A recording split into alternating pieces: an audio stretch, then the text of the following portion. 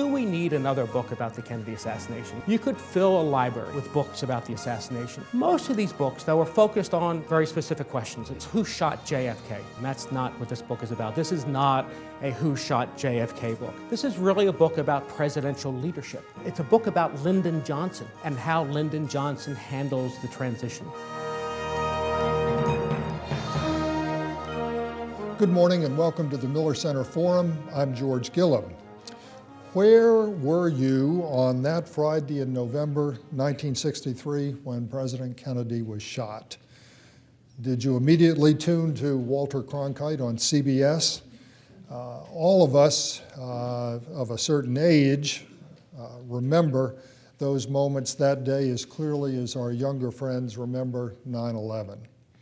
But what few of us know is what happened immediately following the assassination of the president. What was Lyndon Johnson doing while the doctors tried to save the president? With rumors of a plot to kill all the top American leadership swirling about, how did LBJ get to the airport? How did Jacqueline Kennedy get back to Air Force One? And how did Mrs. Kennedy and LBJ end up on the same Boeing 707 for the return trip to Washington? How did Johnson comfort the Kennedys and plan to assert his control over government during that flight? Who did he talk with? Who gave him advice? Steve Gillon gives us the answers to these and many other important historical questions in his latest book, The Kennedy Assassination, 24 Hours After, Lyndon B. Johnson's pivotal first day as president. Dr. Stephen Gillon was educated at Brown University, taught first at Yale, then at Oxford, and now is professor of history at the University of Oklahoma. He is also the resident historian for the History Channel and hosts a number of the History Channel's regular programs. He's written 2 college-level American history textbooks and at least 6 other books. Before his current book, his most recent had been The Pact, Bill Clinton, Newt Gingrich, and the rivalry that defined a generation. Please welcome Steve Gillon.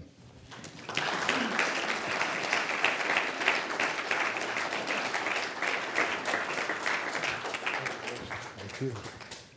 Thank you, George.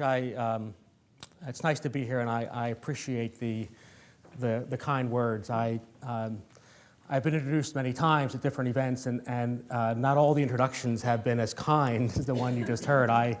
Years ago, when I was teaching at Oxford, it was right after the fall of the Berlin Wall, so I was invited to a lot of Eastern European countries to give lectures about American democracy, and one of the first places I went to was Estonia, the Estonian School of Diplomacy.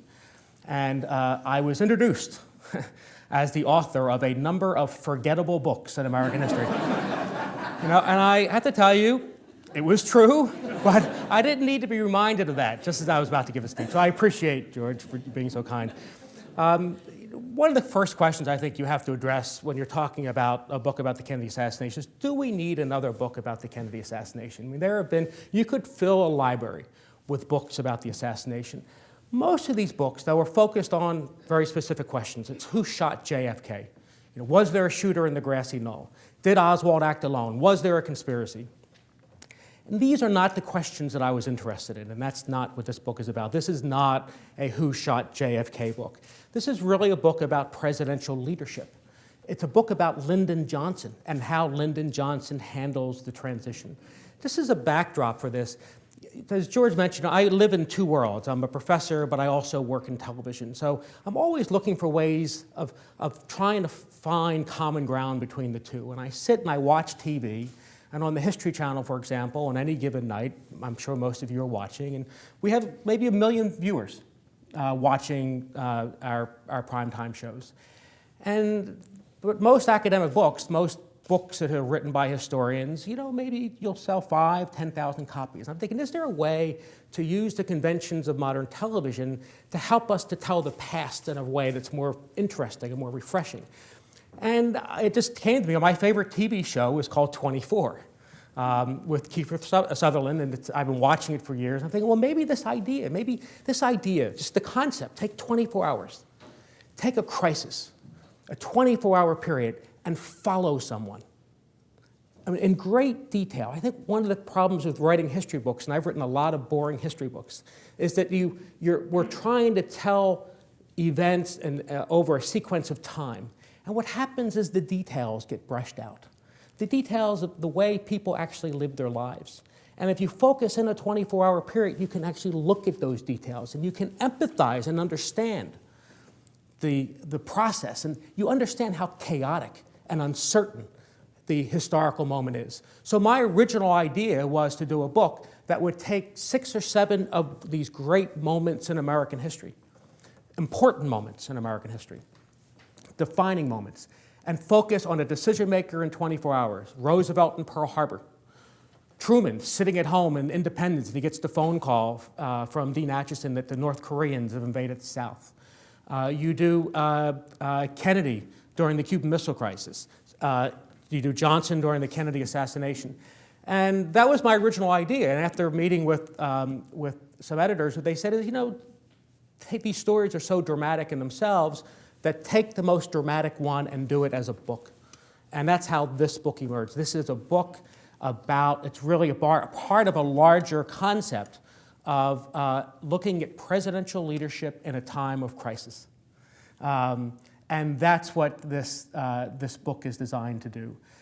So the question is, what do you learn that's new? After all these years, is there anything new to learn about the Kennedy assassination? What I'd like to do in just a few minutes that I have is share with you some of the new things that I learned, and then respond to questions that you have. And the first thing that I was surprised by was when you look at what takes place, Lyndon Johnson, if you take the focus away from the presidential limousine and what's taking place in the limousine, and you move it back 2 cars to where Lyndon Johnson, you tell the story through his eyes, you get a very different sense of what took place on November 22nd. I was amazed at how little Lyndon Johnson knew about what took place. So Johnson, first of all, they make the turn into Dealey Plaza. Johnson's 2 cars behind. He's sitting in the back seat. He has his wife next to him, and next to her is a senator from Texas. His Secret Service agent, Rufus Youngblood, is sitting in front of him. There's a Texas patrolman driving the car, and they hear bam. And Johnson thinks it's backfire. He said, if you've been in motorcades before, you hear backfire all the time. So he doesn't know what it is. His Secret Service agent, Rufus Youngblood, sitting in the front seat, thinks it's backfire too, but he looks up and he sees people falling to the ground on the grassy knoll. And he looks at the presidential limousine and he sees what he says are unusual movements. So almost instantly he turns around and he says, "Get down." And Johnson doesn't budge. So as the second shot is being fired, Rufus Youngblood leaps over the back seat. He grabs Lyndon Johnson, he throws him on the floor, and he gets on top of him. And then you hear bam, bam. That's what Johnson hears. Johnson doesn't know what it means. Johnson doesn't know what's happened. He doesn't know the president's been shot. Next thing he knows, from the floor of the car, he feels the car pick up speed. And they're driving so fast, they make a turn, they practically go up on 2 wheels. So he knows something has happened, but he doesn't know what. So he's asking Youngblood what's going on. Now, the Vice Presidential Secret Service and the President's Secret Service are on different frequencies. So Youngblood has to tap in to find out what's taking place. And all he knows is that there's been an incident in the president's car, but he doesn't know what's taking place. So he says to Johnson, "I know we're going to a hospital. You have to stay down. Something may have happened to the president." So Johnson says, okay. So Johnson's on the floor of the car because Youngblood and the Secret Service are thinking, if someone took a shot at the president, you have the president and the vice president in an open motorcade. Someone's going to take a shot at Lyndon Johnson too. So they keep him on the floor. Johnson pulls up. Johnson is just feet behind the presidential limousine. They pull into Parkland Hospital. As soon as Johnson pulls in, he's surrounded by Secret Service agents. They grab him. They pull him into the hospital. They take him to minor medical. The president is lying lifeless a few feet away in the presidential limousine. Johnson doesn't know it. So Johnson's taken into this room. It's sealed off, and he's put into booth 13 in minor medical. And he and Lady Bird are there by themselves. And he doesn't know. At this point, he doesn't know what's happening. And what I was surprised by is how that people are reluctant to tell him what happened. The first report he gets is from a Secret Service agent who had jumped out of the back of the Secret Service limousine, had rushed up to the presidential limousine, and he had lifted up Mrs. Kennedy's arm, and he saw the president's head. And he saw at that moment, he said in an oral interview that he gave years later, that he knew at that moment the president was dead. And he said, my Secret Service manual tells me to protect the President of the United States. At that moment, I believe Lyndon Johnson was President of the United States. So he goes into minor medical, and he gives Johnson his first update. And what he says to Johnson is, the president has been hit, the governor has been hit, I don't know the governor's condition, I've seen the president's wounds, and I don't think he can make it. Fair enough. He leaves, he walks out of the room, and he walks into another Secret Service agent who had just arrived on the scene. He said, what's going on, what's happened? And he said, the president is dead. So my first reaction, why didn't he say that to Lyndon Johnson? So the next report Lyndon Johnson gets, Johnson says, I need information, I need to know what's going on, I need to know what's going on with the president. So he says, I want Kenny O'Donnell. Kenny O'Donnell was officially Kennedy's appointment secretary. In reality, he served as the chief of staff. And he wanted to see the head of the Secret Service detail, Roy Kellerman, and he wanted to see Kenny O'Donnell. So they both come back separately. Kenny O'Donnell saw the president. Roy Kellerman helped lift the president's body, put it on a stretcher. Kenny O'Donnell saw Kennedy, saw him wheeled into the emergency room. He saw the wound, saw the gunshot hit Kennedy's head. And when he did, he turned to Dave Powers, who was sitting next to him. He said, he's dead. He can't survive that. But when they go back and say, that's not what they tell Lyndon Johnson. They go back, what they say to Lyndon Johnson is, he's in a bad way. And the president's not in a bad way. He's dead. What I was surprised by is no one says to Lyndon Johnson, the president has sustained a major head wound. Even if doctors are capable of keeping him alive, he can no longer function as president. You need to serve, as of now, as the commander-in-chief. Instead, they say he's in a bad way. So Johnson is in limbo. And there is about, I think, roughly about a 40-minute period. Again, there's different sort of, people give different testimony, but roughly a 40-minute period where Lyndon Johnson doesn't know what Kennedy's condition is and doesn't know that he's president of the United States. Now remember, this is a year after the Cuban Missile Crisis. This is still at the height of the Cold War. Johnson was, I believe, kept in the dark. And you ask why was he kept in the dark? And I think that it was just the emotional impact of this traumatic moment. These people, Kenny O'Donnell, Roy Kellerman, Emory Roberts, they loved JFK. And they just watched this man be shot in the most brutal way. And I think especially for the Kennedy people, for Kenny O'Donnell, not only was it impossible, difficult for him to accept that JFK, this man who he loved, was dead and dead instantly, but they also couldn't accept that Lyndon Johnson was now president of the United States. So it's a combination of both their affection for JFK and their disdain for LBJ that contributes to this reluctance to look Lyndon Johnson in the eye until it was confirmed, and even then it took time for them to go down and tell Lyndon Johnson that he was now president of the United States. So that was the first thing that I found surprising. The second thing that came, you wonder, like, after all these years, is there anything new, any new information? And I would love to tell you that I am just in this, and as Ed Barber, one of my former editors, can tell you, I am a very diligent researcher, and I dig up every thread, but sometimes things just fall in your lap. And I was at the Kennedy Library doing research on this project, and the person who handles declassification at the Kennedy Library, and I've done a lot of work there, I've done shows with them so they know who I am and usually try to avoid me, but she came up to me and she said, today's your lucky day. And I said, why is that? She says, well, General Godfrey McHugh, who was the Kennedy's Air Force aide and on the trip in Dallas, had conducted an oral history with the Kennedy Library in 1978, and it had been declassified. It was declassified the morning that I was there.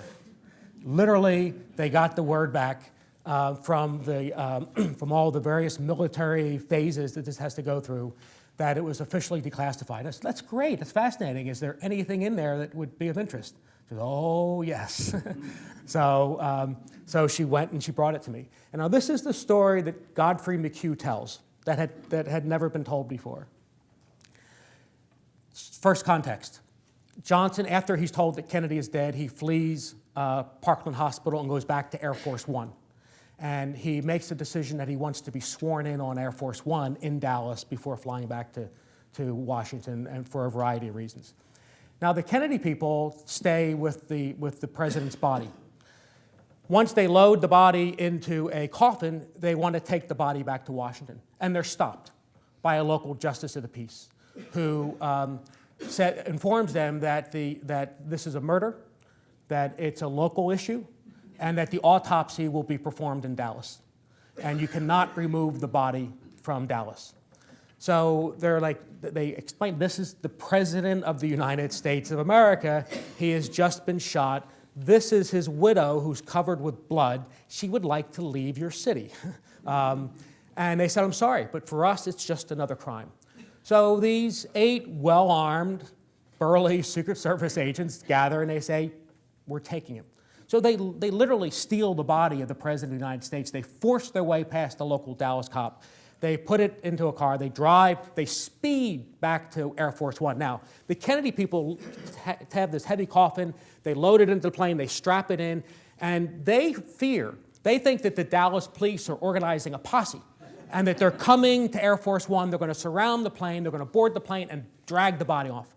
So as soon as they get on the plane, Kenny O'Donnell says to Godfrey McHugh, get this plane in the air now. So Godfrey McHugh runs to the front of the plane, and this is the story that he tells. He says that I run to the front of the plane and I say to the captain, we're taking off. He says, we can't because there's some kind of ceremony that's going to take place. And he says, well, and Johnson says no. He says, well, Lyndon Johnson's not here. They thought that Johnson flew on a separate plane. They thought that Johnson was already on his way back to Washington. They didn't know Johnson was on the plane. So he said, Lyndon Johnson's not on this plane. We know what? And he said, well, if you don't think Lyndon Johnson's on this plane, you go tell that 6'2" Texan back there that he's not Lyndon Johnson. So McHugh goes up and down the plane twice, and he can't find him. So finally, he realizes the only place he hasn't looked is the presidential bedroom. So he opens up the door to the presidential bedroom. No one's there. But the bathroom door is shut. So he says it's the only place on the plane he hasn't looked. Now, this is the story he tells. So what he says is, I opened up the bathroom door, and I found Lyndon Johnson crawled up on a ball on the floor of the bathroom, his face in his hands, and he's crying hysterically, saying, it's a conspiracy, it's a conspiracy, they're going to kill us all, they're going to kill us all. You know, and I have to say, went through my mind, I think, what do you do in that moment? Excuse me, wrong door. I don't know what, McHugh doesn't, in his oral history, he doesn't say what his reaction was, but this is a pretty powerful moment that McHugh captures. And the thing I had to struggle with in the book is, is it true? Like, how do you confirm or deny a story between two principals, both of whom are now dead? And I leave it fairly agnostic. I leave it up to the reader to decide. I think my instincts tell me it's true. And I've talked to Johnson scholars like Bob Dowek about the story, and they said it's really it's not unusual. Johnson was a very temperamental person. It wouldn't be unusual for him to have a moment where he breaks down.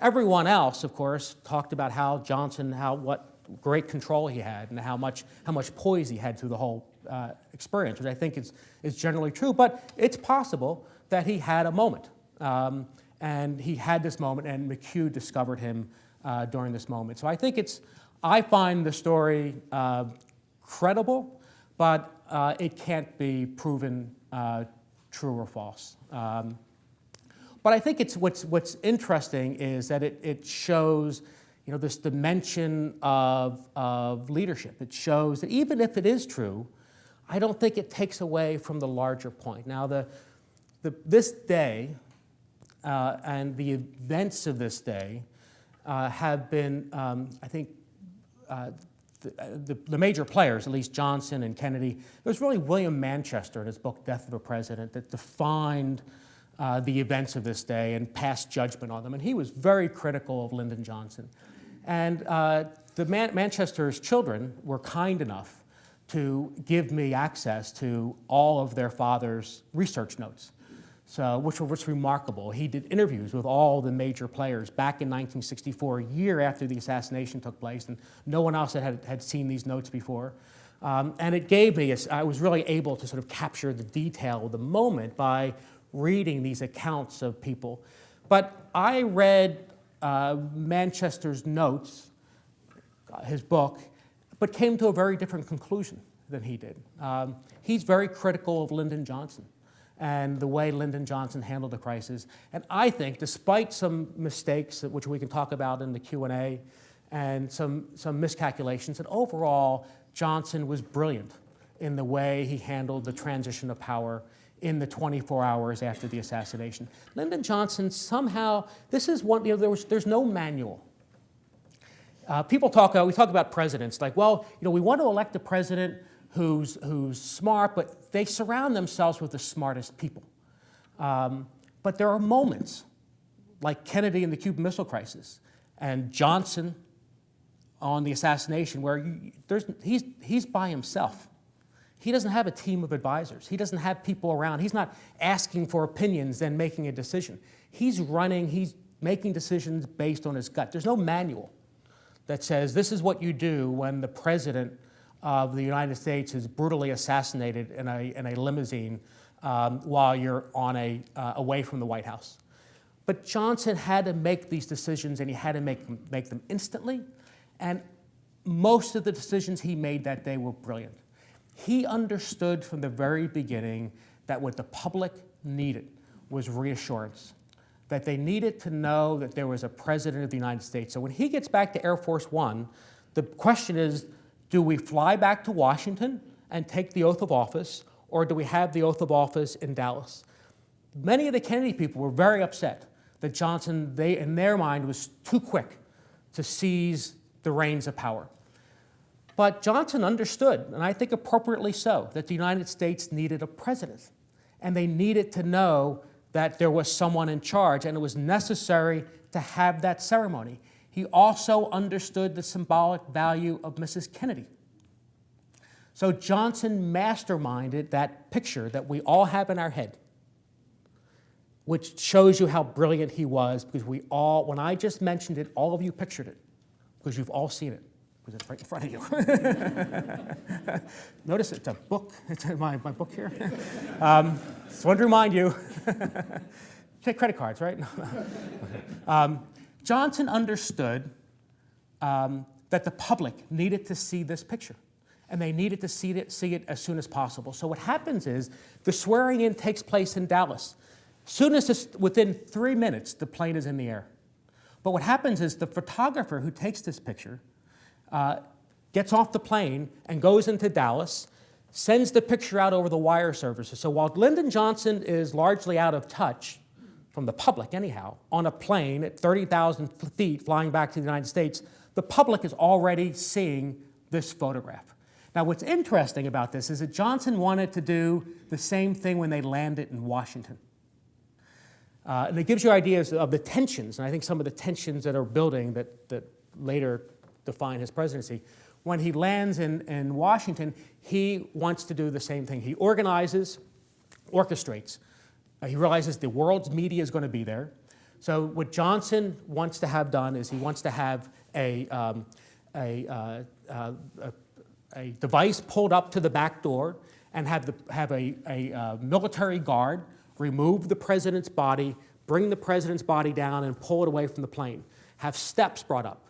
And the first picture he wanted the world to see on live television was of him holding Mrs. Kennedy's hand, walking down the steps, walking behind the flag-draped coffin of the slain president. That's the picture he wanted. But the problem was the Kennedys didn't want that picture.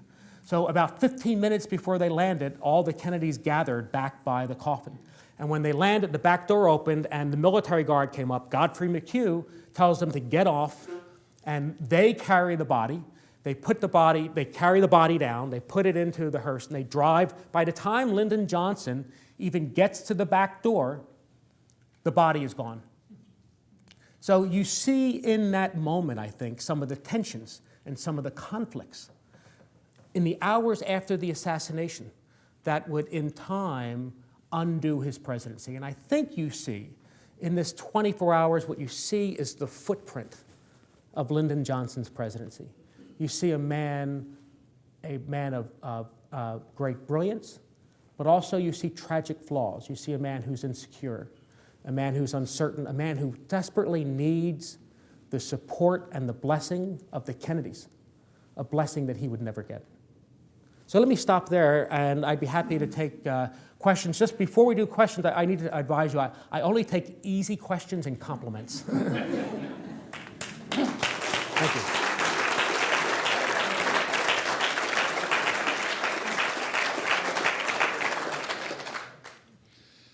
Steve, you talk about how Johnson needed not only the symbolic continuity with the Kennedys, but he felt that his primary obligation or his primary opportunity was going to be to carry on whatever the Kennedy cause was.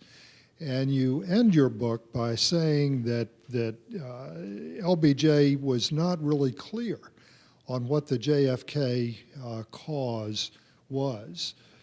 Some of our Miller Center scholars have done a lot of work on what John F. Kennedy would have done in Vietnam.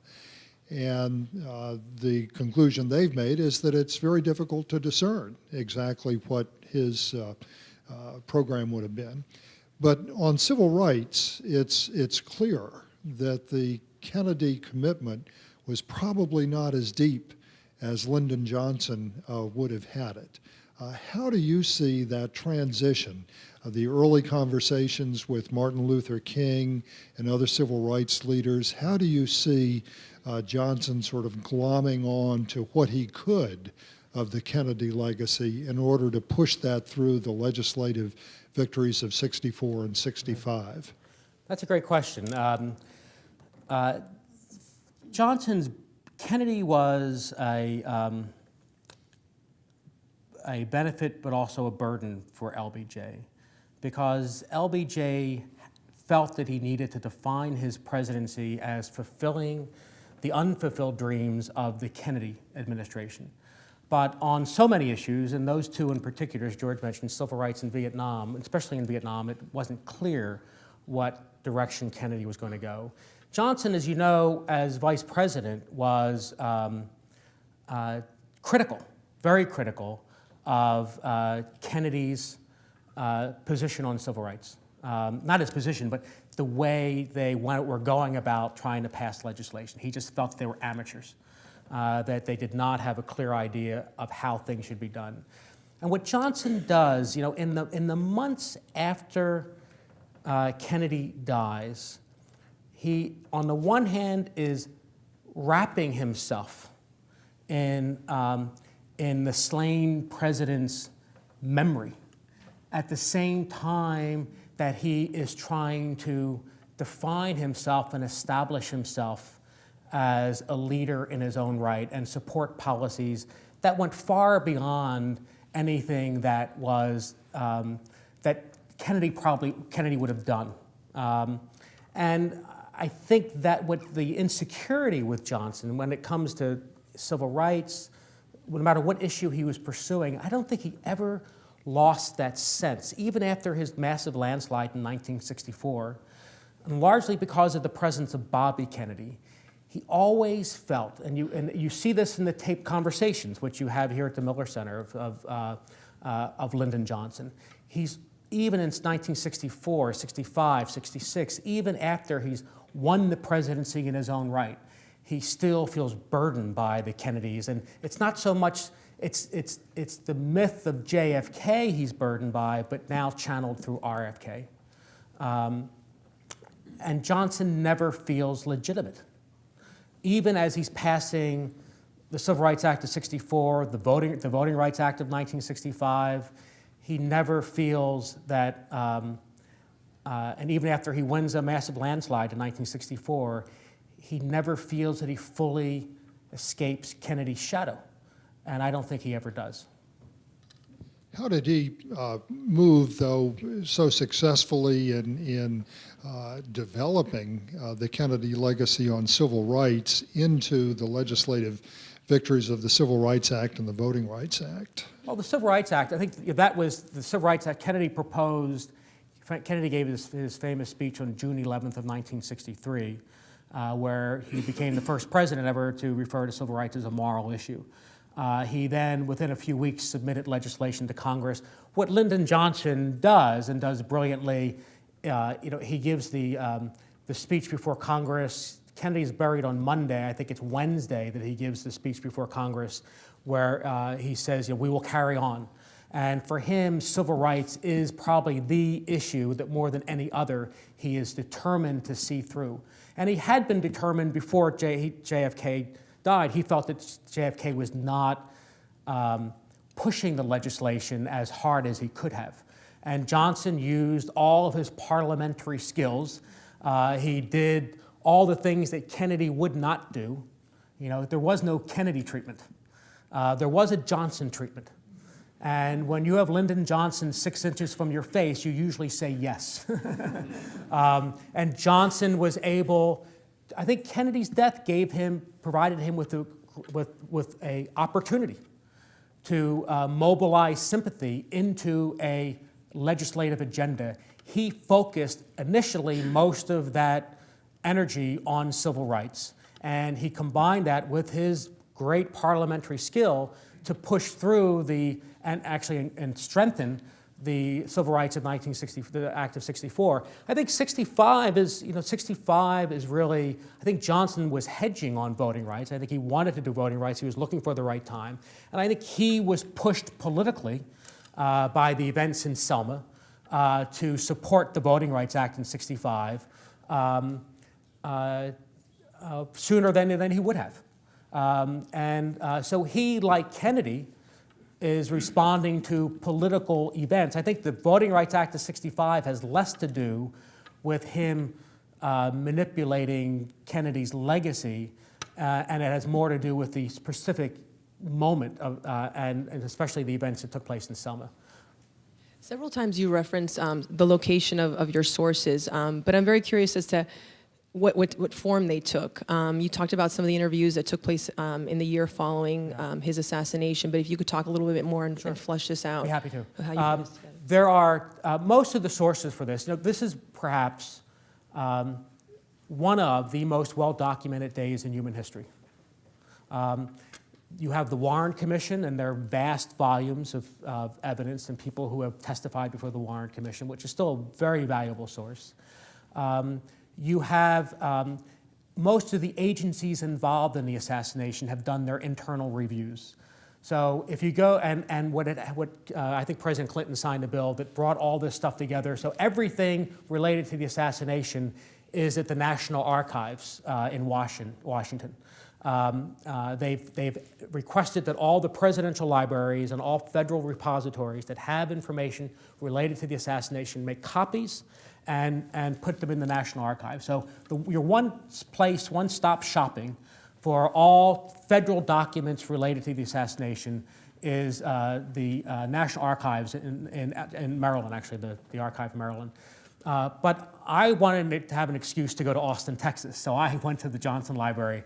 For me, the most valuable sources that I had were the Secret Service reports. The Secret Service did an internal review, interviewed all of the agents who were involved in the events of that day. They gave detailed, and Secret Service agents are designed to remember things. They focus on details, and they are the best witnesses to what took place because they remember the color of people's shirts. They remember who was standing where, and the Secret Service report, internal Secret Service report, which contains these detailed memorandum from each of the agents, was an incredibly valuable source. And just was what I'm doing is I'm piecing together a timeline, like 101, what's Johnson doing, 102. So I'm getting all these people who are in the circle around him and trying to piece together. And what I was struck by was how there were a few conflicts, actually, in these Secret Service reports. They stick to the facts, and for the most part, as far as I can tell, they got the facts right.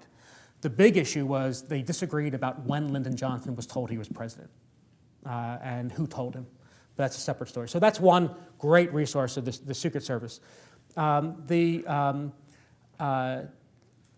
other source, the Manchester papers, William Manchester, when he was, as you know, commissioned by the family to write Death of a President, he had access to all of the key players.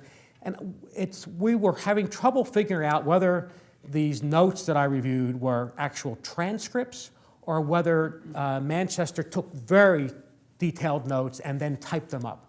But these, before they are now open, they're at Wesleyan University, which is where Manchester taught. And I got access to them before they were opened. You go into this small special collections library, a wonderful place to work, and they bring out these big boxes, and they're the original folders, and it'll have Roy Kellerman on it, and you open up the folder, and it is from an interview that Manchester did with him in 1964, and it'll be an 8-page memo or 8-page document with all of Kellerman's observations. So that was something that, now Kellerman testified before the Warren Commission, but Manchester asked different questions. You know, the Warren Commission was about solving a crime. They wanted to know where the bullets came from. Manchester's asking about all this other stuff. He wants to know what Bobby was saying about JFK, well, LBJ. So a lot of the intrigue, a lot of the stuff that I was interested in was contained in these notes. The third source and a place for information is the Kennedy Library, and that's where the McHugh oral history is. And it is open to the public. All of the materials now, all the materials that I viewed are now open to the public. So if you want to read McHugh's oral history, you can go to the John F. Kennedy Library and it's on the shelf. If you want to look at Manchester's notes, they are available at Wesleyan University and they're open to the public. This is going to be a tough one. Ed Barber, by the way, was my editor at W.W. Norton. He helped me write a book that sold no copies for him, but which we both enjoyed doing. A worthy enterprise, nonetheless. Good to see you, too, again. You have walked us through the first roughly 8 hours of the crisis. Right. Can you tell us what happened after they landed at Andrews? The body was gone. Presumably a group went to the White House. Who was there? What kind of conversations took place? The transfer of power, the tensions that might have been, where did Mrs. Kennedy go, and so forth. Not asking you to make another 30-minute disquisition, but it seems that that's as interesting as the ground you've already covered. It is interesting. There's not a whole lot new that I uncovered in that part of the story, which is why I was focusing just on the new things. What happens is when they land, the Kennedy party goes to Bethesda. The family is on the 17th floor while the autopsy is being done with the president, on the president. At that point, a decision had not been made whether or not there was going to be an open or closed casket. So the doctors had a very difficult time, first of all, figuring out the wounds, the nature of the wounds, and they had an even harder time. They tried to reconstruct the president's head as best as they could because they weren't sure whether or not Mrs. Kennedy was going to ask for an open casket. And that took a very long time because the wounds were so massive. Mrs. Kennedy was on the 17th floor the whole time. She, by every account, she was, first of all, I have to say, she was remarkably, she was the epitome of grace, dignity, and strength on this day. If there's someone who emerges from this story, I think, with her reputation enhanced, it's Jackie Kennedy. Everyone thought that she was so fragile. And she was as fragile as steel on this day. Everyone was worried about Jackie falling apart. She stayed by her husband's side. She would not leave him. Her hand never left the casket. She would not leave her husband's side. And she insisted on, people asked her a number of times to change. And I won't go into the details, which I've learned from the Secret Service reports, of just how bloody she was. But she refused to do it because she said at the time, I want them to see what they've done to my husband. So she They returned to the White House at around 4:30 in the morning. It took them that long at Bethesda. And when they returned to the White House, Bobby is with her the whole time. That's when the decision is made. Bobby asks Arthur Schlesinger to open the casket and to make a recommendation to him about whether or not they should. And Arthur Schlesinger said, "It's not him. You want a closed casket." So this whole family tragedy is playing out. Lyndon Johnson goes to the White House. The debate is when Johnson's on the helicopter going back to the White House, he's with McNamara, Bundy, and George Ball. Remember that most of the cabinet, including the Secretary of State, are on their way to Japan. So they're flying back from Japan. So George Ball is representing Dean Rusk. And the point they make to him is, Mr. President, you have to assume the symbols of the presidency right away. You need to occupy the Oval Office, and you need to do it tomorrow. Because we need to send to the world a signal. First of all, they assured him that there were no signs of any international involvement. There was no signs of Soviet involvement. There was no signs of troop movements anywhere. But they told him that he needed to occupy the White House. Johnson's like, I can't do that. I want to wait. I want to wait. I want to wait until at least after the funeral, because I want to be careful about how I deal with the Kennedys, Bobby and Mrs. Kennedy. I want to be as graceful as I can. So he goes to the White House, but he goes to his office, which is in the executive office building, the vice president's office. He won't go into the West Wing. He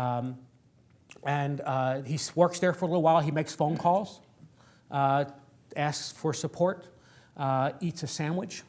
Around 9:30, he goes back to his house. Remember, there was no vice presidential mansion. He lived in a house called the Elms, which the Secret Service had now sealed off. He went home. Lady Bird had already gone there. There were a handful of people there, including his cardiologist, who wanted to observe him to make sure that Johnson was okay. Johnson wanted to watch television. He didn't really know. He wanted to see what the public had seen. He had been in this bubble all day. He wanted to see the images of he wanted to see what the nation was watching. He wanted to get a sense of what the public was watching. He went up to bed. His doctor offered to give him a sleeping pill. He said, I can't take a sleeping pill. Who knows what's going to happen before this day is over. He sits on his super king-sized bed. He puts his pajamas on, and he brings Bill Moyers, Cliff Carter, and Jack Valenti into his bedroom. And Johnson sits up in bed in his pajamas, and he lays out his great society. He says, this is what I want to do. I'm going to help the poor people. I'm going to push through civil rights. This is what I want to do. And at 3:08, I think it was, Bill Moyers looks at the clock, and he says, Mr. President, I think you're saying, we need to get some sleep. You're saying, you need to get some sleep. And Johnson says, okay, we're leaving here at 7. And the next morning, he goes to the White House. And at this point, he's changed his mind. Now, this is where there's a miscommunication which gets blown up. Bundy and McNamara had both forcefully made the point that they want him to occupy the Oval Office the next day. Johnson resisted it. He apparently thought about it overnight and said, okay, maybe I should. So that morning at 9:30, he goes to the Oval Office and he sees Evelyn Lincoln, who was President Kennedy's secretary. And he says, can I get in there and my girl's in here by, I think it was, he said, in 2 hours. Now, in the meantime, Bundy had talked to both RFK and Evelyn Lincoln and realized that maybe it wouldn't be a good idea, and he left Johnson a note. But he left the note in Johnson's office, in the executive office building. Johnson didn't get it. So Evelyn Lincoln rushes over to RFK, who's around, and says, you won't believe this, but he wants to move into the Oval Office. So you have the first meeting between RFK and Lyndon Johnson that morning. Now realize, when the plane landed in Dulles, as soon as it stopped, there was the device brought up to the back door and steps were brought up to the front door. Bobby Kennedy jumps out and races up the steps, goes through the front of the plane, and pushes his way past everyone to get to the back of the plane. He says, where's Jackie? Where's Jackie? One of the people he pushes by is now the President of the United States. And he refuses to eat. The Kennedy story is that he was so focused on Jackie that he didn't notice him. The Johnson story is that he could not even acknowledge, give a respectful nod to Lyndon Johnson because he despised him so much. So there was no interaction there. The first interaction is on Saturday morning. This takes place around 9:45 or so, outside the Oval Office, and Bobby comes up to him and says, you know, can you give me more time? Can you give us more time? And Johnson's like, of course, you know, I was told to do this. I really didn't want to have as much time as you want. He backs away as quickly as possible, but the damage is done.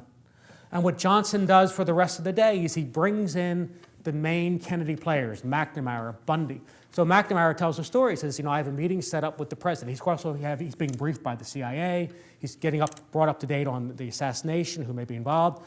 But McNamara tells a story. He said, you know, I'm having a private meeting with the president, probably to give him an update on national security. He walks in, and there's just a bank of photographers there. What Johnson was doing, there were no secret briefings. He's communicating to the public. He sits McNamara down, and big pictures. He wants the public to see. Here's Lyndon Johnson meeting with every member of the Kennedy team, and he has in front of the press, he says, you know, Bob, I'm glad you're staying on, and we're going to work together and continue President Kennedy's legacy. He does that to everyone, and he does it in front of the cameras, which I think is brilliant. He's communicating to the public, and that's what he spends most of that day doing. But you see, from the time they land in Dulles through the confrontation that morning, you see the seeds of this animosity that would only widen and I think contribute to the destruction of Johnson's presidency. I know this is a little outside the purview of your book, but you must have an opinion on why Johnson, who got his way on just about everything, decided, to everyone's absolute shock, that he would not run in '68. I missed that last part of the question. Well, Johnson said he would not run Right. for re-election, in spite of this, what appeared to be a string of victories and always getting his way, and Well, by '68, he wasn't getting his way. I think Johnson understood. Johnson was a shrewd, skillful, instinctive political animal. And he understood that by 1968, you know, he would have had the nomination probably because he controlled the party, and the parties are very different then. He didn't want to go through it.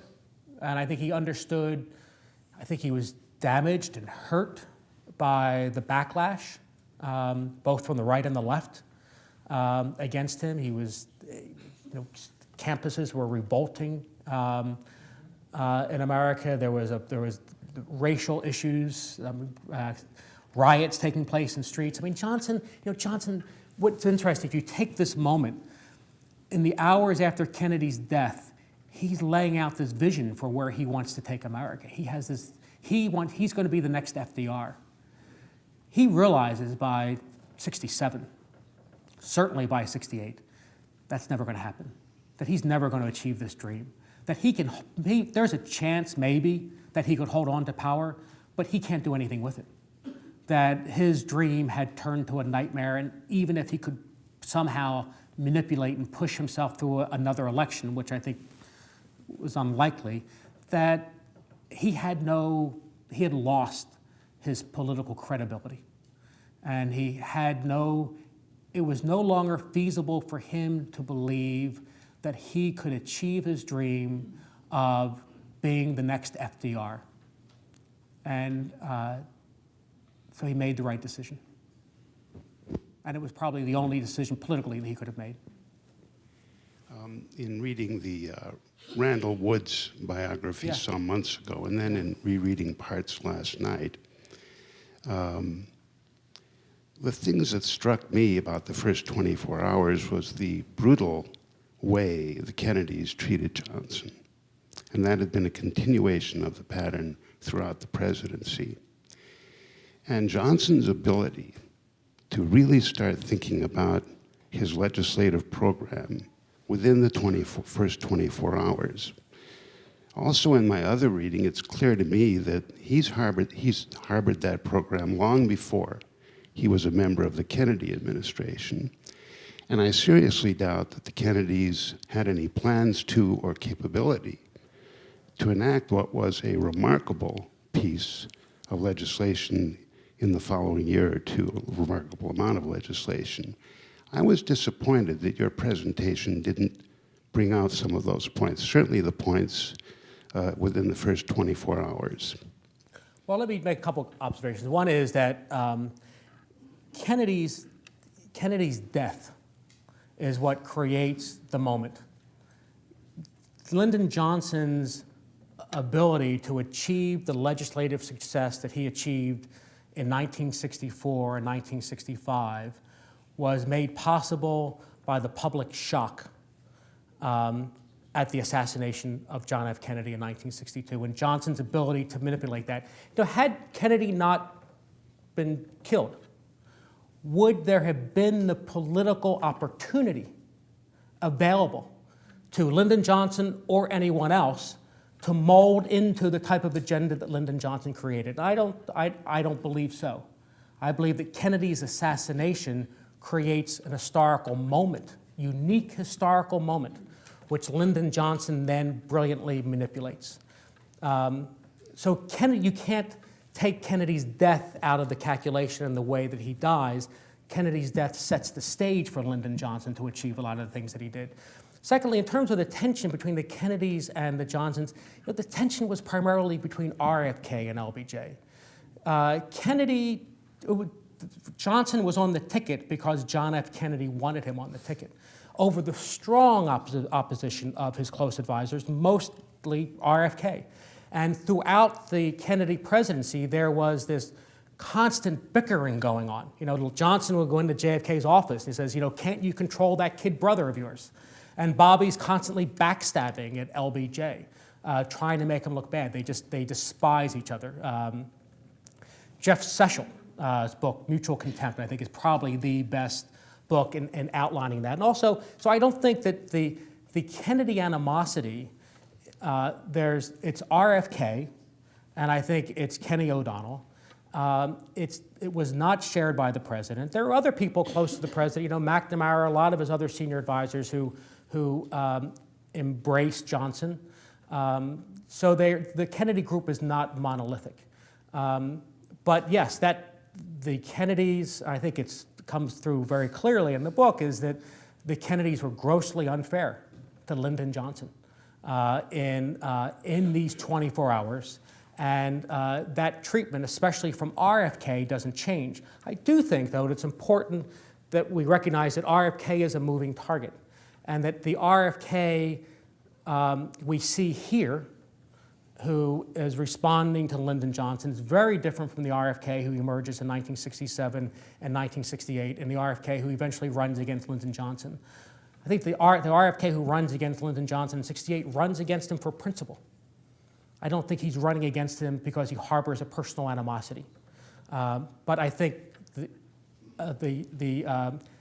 he was a much bigger man, a better man in 1967 and 1968 than he was here. And remember, too, the context. We're dealing with a family that is shaken by this awful tragedy. They're dealing with tremendous grief and, yes, resentment. And, yes, they're unfair. But I think it's important to keep all these things in consideration.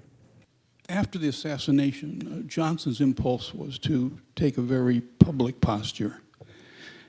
After 9/11, George Bush essentially went into hiding. Uh-oh. No, I'll let you do it if you want to. Well, what were the differences that led these two men to take such different postures? The different threat and the different technology. Two observations I will make. One where the situations are similar and one where they're different. Where they're similar is technology never works when you need it. And what was striking to me in looking at the story in 1963 is the breakdown in communication, how difficult it was when they're on Air Force One and they're calling back to Washington. And again, the Miller Center has all of these transcripts and all these tapes, and if you really want to get a sense of the confusion and the chaos that day, you have to look at these transcripts. The technology wasn't working. People they're having difficulty talking back and forth to each other. That was also true in 9/11. George Bush used a cell phone to call back to the White House because the secure lines that were supposed to work in a time of a crisis did not work. So that's a similarity. What's different is when the Secret Service come into booth 13 at Parkland Hospital and they go to Lyndon Johnson, they say, we need you back to the White House because the White House is the safest place. It's the place where we can protect you. We want you to leave now. And Johnson delays because he won't leave until he finds out what's happened to the president. But back then, the assumption was that the safest place for the president was at the White House. It was the most secure place on the planet. On 9/11, it was just the opposite. George Bush, the belief was that President Bush could not go back to the White House because it wasn't safe. And that led to a whole series of decisions that had him flying around the country. You can make your own judgment about whether that was the right call to make, but I think that the assumptions on those 2 days about where the president would be safest were completely different. The iconic image on the cover of your book has three principal people in it. New President Johnson, Mrs. Kennedy, and Sarah Hughes, the judge who administered the oath.